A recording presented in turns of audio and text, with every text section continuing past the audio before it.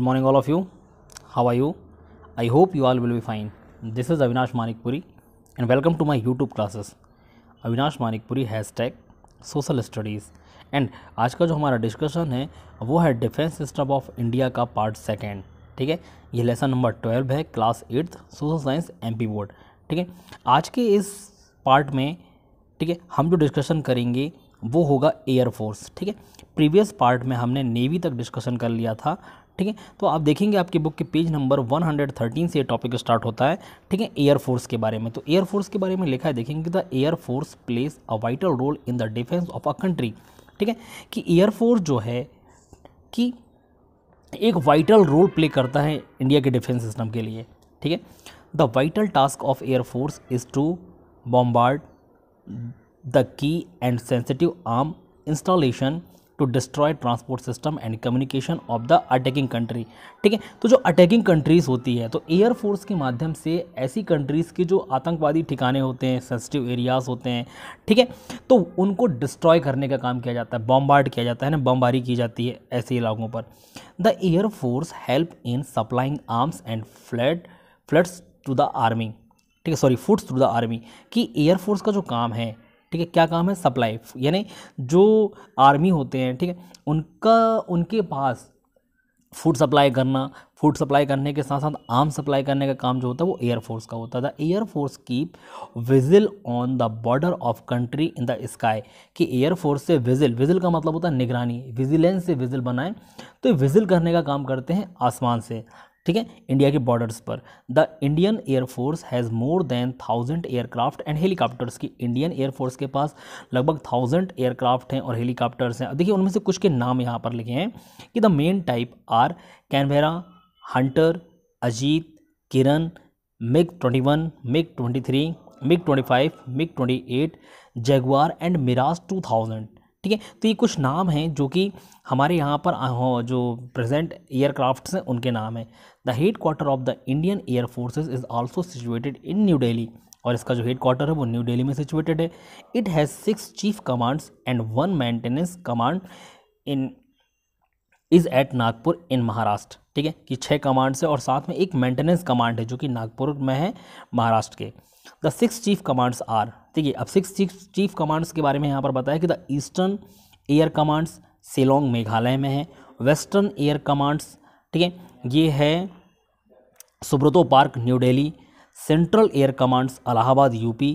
South western air commands ये है गांधीनगर में. सदर्न एयर कमांड्स ये है त्रिवेंद्रपुरम में. ट्रेनिंग कमांड बेंगलोर में.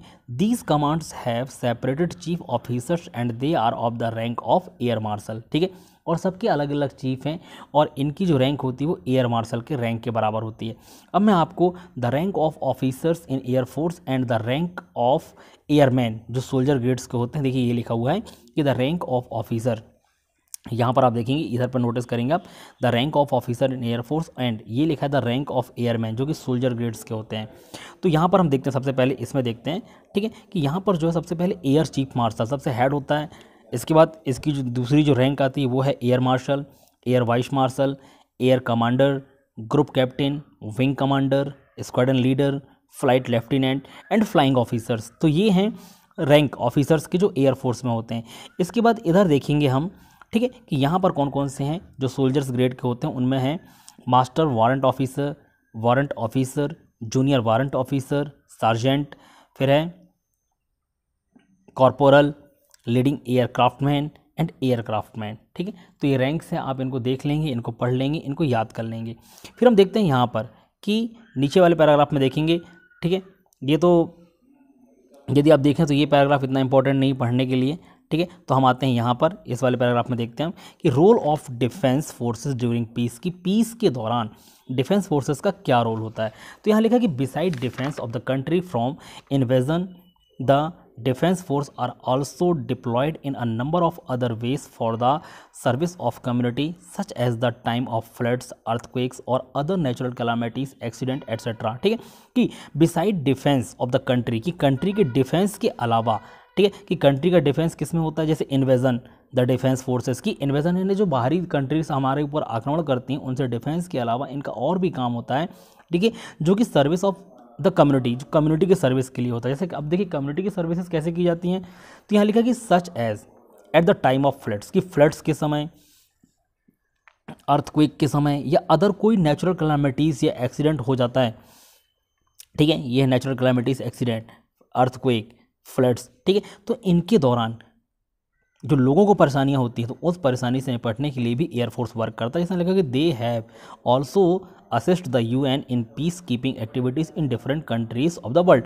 और साथ में इंडियन आर्मी जो है, ठीक है, कि चाहे हम नेवी की बात करें, चाहे हम क्या बोलते हैं आर्मी की बात करें, चाहे हम एयरफोर्स की बात करें, यानी इंडिया का जो डिफेंस सिस्टम है वो यूएन को असिस्ट करता है, यानी यूएन की मदद करता है कि वर्ल्ड में कहीं पर भी पीस से रिलेटेड एक्टिविटीज़ यदि हो रही है तो हमारे यहाँ की जो सेनाएं हैं वो यूएन की हेल्प करते हैं। देखिए फॉर एग्जांपल यहाँ पर नीचे लिखा हुआ है कि for example our forces have rendered admirable service in Korea, की रेंडर्ड एडमायरेबल यानी सराहनीय काम जो होता है, एडमायरेबल का मतलब मैंने यहाँ नीचे लिखा भी हुआ सराहनीय प्रस्तुत, ठीक है।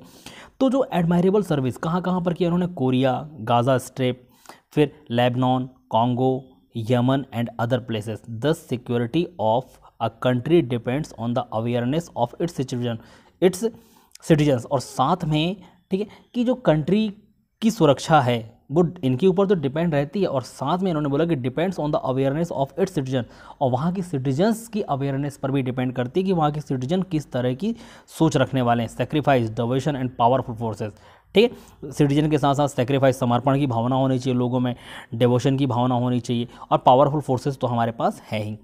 अब आते हैं नेक्स्ट जहाँ पर लिखा है कि प्रोडक्शन ऑफ डिफेंस इक्विपमेंट। देखिए तो इसमें कुछ खास नहीं है, यहाँ पर एक नीचे आपको दिख रहा होगा अग्नि मिसाइल मेड इन इंडिया।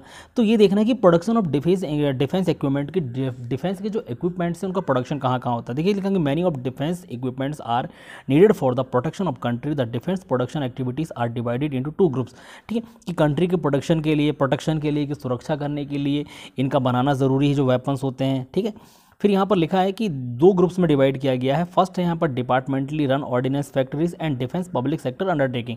तो पहला जो यहाँ पर मेंशन किया है वो है डिपार्टमेंटली, ठीक है, मैं दिखा देता हूँ आपको कि यहाँ पर आप देखेंगे ये, ठीक है, कि रन ऑर्डिनेंस डिपार्टमेंटल लिखा है यहाँ पर, कि ये जो है डिपार्टमेंटली होता है रन, ठीक है, कि डिपार्टमेंटल के द्वारा रन किया जाता है। और दूसरा है पब्लिक सेक्टर।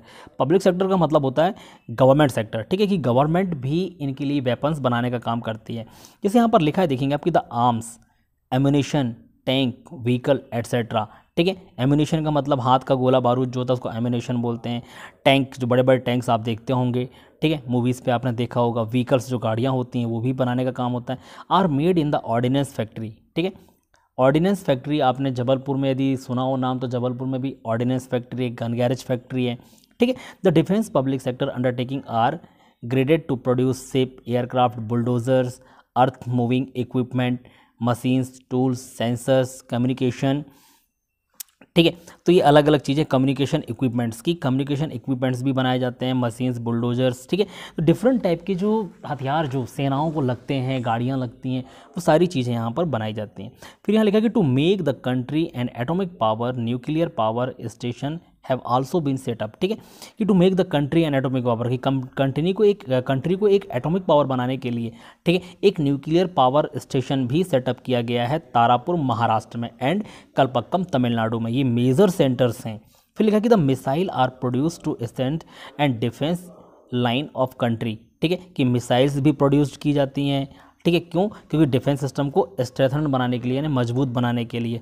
अब देखिए यहाँ पर कुछ मिसाइल्स हैं, जैसे इनके नाम लिखेंगे अग्नि, पृथ्वी, त्रिशूल, नाग, आकाश एंड ब्रह्मास्त्र। ये कुछ मिसाइल हैं जो इंडिया के द्वारा प्रोड्यूस किए गए हैं।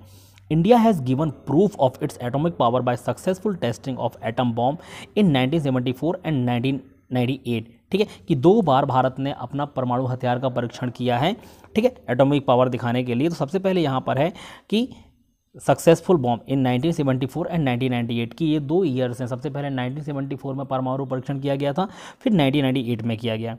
फिर देखा कि moreover dangers of war are not limited to the battlefield only, air raid, and bombing destroy cities life and prosperity. ठीक है, कि ये जो देखिए वार के बारे में इन्होंने बताया कि कितना डेंजर हो सकता है। ये सिर्फ बैटल फील्ड के लिए नहीं कि जहाँ युद्ध हो रहा है सिर्फ वहाँ के लोगों के लिए खतरा नहीं है, ये बल्कि सारे सिटी, बहुत सारे सिटीज़ हैं, लाइफ है, प्रॉस्पेरिटीज़ है, यानी सारी चीज़ों के लिए खतरा है। It is therefore very essential for the citizen to get training in first aid and nursing. ठीक है, तो कभी कभी क्या होता है शहरों पे हमला हो जाता है, इसलिए सिटीजन्स को ट्रेनिंग दी जाती है किसकी, फर्स्ट एड एंड नर्सिंग की, कि प्राइमरी ट्रीटमेंट आप कर सकें। We should know how to behave during blackout, air raids and fires. ठीक है, कि यहाँ पर नाम आया कि blackout, air raids and fires, की आग के समय, ठीक है, अंधेरा हो जाता है या फिर तूफान वगैरह आते हैं, या एयर रेड्स यानी हवा से कोई यदि हमला कर रहा है तो हमको उनसे कैसे बचना चाहिए, इनकी ट्रेनिंग्स लोगों को दी जाती है। फिर there is another organisation which is meant to develop a sense of discipline and aptitude for defence among the student of the country. ठीक है, कि देखिए अभी एक अलग ऑर्गेनाइजेशन है जो कि कंट्री के स्टूडेंट्स को प्रोवाइड कराई जाती है, उनको डिफेंस सिखाने के लिए। लिखा कि defence among the student of the country, this is called the national cadet corps, ये इसको हम NCC भी कहते हैं।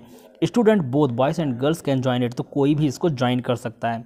फिर कि beside these regular defence forces there are other organisation which form a second line of defence. One such organisation is called territorial army, यानी प्रादेशिक सेना होती है एक।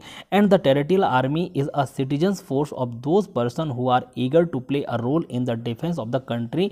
Any person between the age of 18 to 35 who want to seek training in arms in his leisure time is free to join it. अब देखिए यहाँ दो टाइप से ऑर्गेनाइजेशन के बारे में बात किया। एक तो ऑर्गेनाइजेशन जो है कि डिफेंस फोर्सेस को मजबूत करने के लिए, ठीक है, टेरिटोरियल आर्मी की बात की जिसको हम प्रादेशिक सेना बोलते हैं। और इन्होंने बोला कि the territorial army is a citizens force to those, ठीक है। और यहाँ पर ये टेरिटोरियल आर्मी जो होती है लोगों को फोर्स भी कर सकती है, लोगों को अवेयर कर सकती है और लोगों को ये बता सकती है कि जिनको भी डिफेंस की ट्रेनिंग चाहिए वो ले सकता है। लेकिन इसके लिए एक यहाँ पर एक बात रखी गई कि लिखा कि any person between the age of 18 to 35, कोई भी पर्सन जो 35 से 18 से लेकर 35 के बीच में हो, ठीक है, वो जाकर ट्रेनिंग ले सकता है अपने फ्री टाइम पर।